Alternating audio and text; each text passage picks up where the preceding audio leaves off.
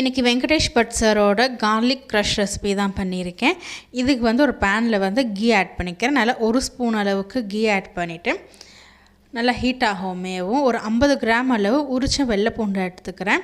நல்லா ஒரு கைப்பிடி அளவு இருக்கும். இதை சேர்த்துட்டு இது கூடயே ஒரு 10 சின்ன வெங்காயம் சேர்த்துக்கிறேன்.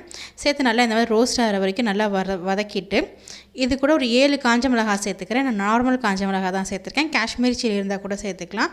நான் நார்மல் காஞ்ச மிளகாய் ஒரு 7 சேர்த்து ஒரு 2 நிமிஷம் நல்லா இதை வதக்கிட்டு இது ஒரு மிக்ஸி ஜாரில் சேர்த்துக்கிறேன். நல்லா இந்த அளவுக்கு ரோஸ்ட் ஆனால் போதும்.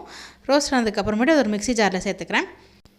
இந்த கார்லிக் க்ரஷ்ஷுக்கு தேவையான அளவு உப்பு சேர்த்துக்கிறேன். உப்பு சேர்த்துட்டு பவுடர் ஜாக்ரி எடுத்துக்கிறேன். இது வந்து ஒரு ஸ்பூன் அளவு சேர்த்துக்கிறேன். இது ஆப்ஷனல் தான், ஆனால் சேர்த்தா டேஸ்ட் ரொம்ப நல்லாயிருக்கும். சேர்த்துட்டு இது தண்ணி ஊற்றாமல் நல்லா கொரன்னு அரைச்சிக்கணும். தண்ணி எதுவுமே சேர்க்கக்கூடாது. சேர்க்காமல் நல்லா இந்த அளவுக்கு அரைச்சிக்கணும். இது இப்படி தான் அரைக்கணும், அப்போ தான் டேஸ்ட் ரொம்ப நல்லாயிருக்கும். நல்லா இந்த அளவுக்கு க்ரஷ் மாதிரி அரைச்சிக்கணும். இப்போ இதை ஒரு பவுலுக்கு மாற்றிட்டு இது கூட வந்து ஒரு 3 ஸ்பூன் அளவு தேங்காய் எண்ணெய் சேர்த்துக்கிறேன். தேங்காய் எண்ணெய் சேர்த்தாலும் ஓகே தான், நல்லெண்ணெய் சேர்த்தாலும் ஓகே தான். நான் தேங்காய் எண்ணெய் சேர்த்துக்கிறேன். ஒரு 3 ஸ்பூன் அளவு சேர்த்துக்கிறேன். சேர்த்து நல்லா கலந்து விட்டுக்கிறேன். நல்லா அந்த சட்னி கூட நல்லா கலந்து விட்டுட்டு இது வந்து நம்ம ஒரு 10 நாள் வரைக்கும் வெளியில் வச்சே யூஸ் பண்ணலாம், கெட்டே போகாது.